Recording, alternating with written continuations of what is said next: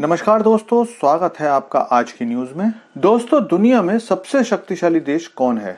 इस पर बिना किसी ज्यादा डिस्कशन के अधिकांश लोगों का जवाब अमेरिका के पक्ष में ही होगा, क्योंकि अमेरिका आर्थिक और सामरिक दृष्टि से आज भी निर्विवाद रूप से सबसे ताकतवर देश है। लेकिन क्या हो कि आपको पता चले कि दुनिया के सबसे ताकतवर देश को भी कोई ब्लैकमेल करके फिरौती वसूल कर रहा है। आप यकीन नहीं करोगे, लेकिन ये बिल्कुल सही बात है और ब्लैकमेल भी खुल्लम खुला कर रहा है। और इस ब्लैकमेलिंग के पीछे है अमेरिका का दुश्मन ईरान। जी हाँ, ईरान को अमेरिका 6 अरब डॉलर की फिरौती देने वाला है और इन सबको एक समझौते के तहत किया जाएगा। तो क्या है ये सारा मामला, आपको सारी जानकारी देता हूं, लेकिन आपसे रिक्वेस्ट है कि चैनल को सब्सक्राइब कर लीजिए, क्योंकि यहाँ आपको डिफेंस, फाइनेंस और फॉरेन पॉलिसी पर वीडियोस रोज मिलती हैं।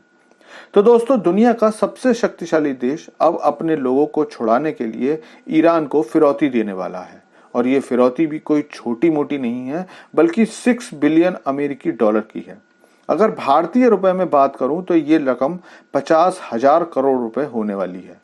अब इस समाचार के आने के बाद अमेरिका के ऊपर लोग हंस रहे हैं।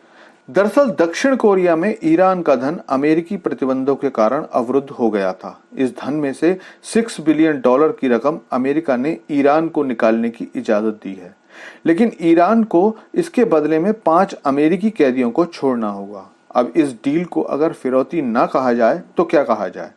इन 5 कैदियों को ईरान अमेरिकी जासूस बताता है और इनमें से एक कैदी सियामक नमाजी 2015 से ईरानी कैद में है और उसके साथ लंबी पूछताछ के अलावा दुर्व्यवहार का भी आरोप ईरान पर लगता है।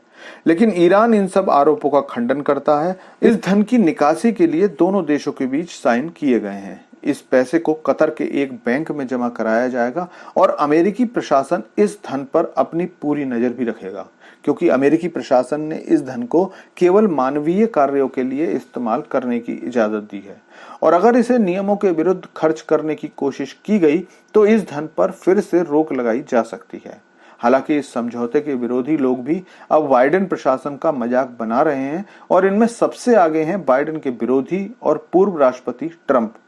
पूर्व राष्ट्रपति ट्रंप का साफ कहना है कि इस तरह की डील करके बाइडेन प्रशासन एक नई रीत डाल रहा है, जिसमें दूसरे देश आने वाले समय में अपनी बात को मनवाने के लिए अलग अलग तरीके से ब्लैकमेल करेंगे।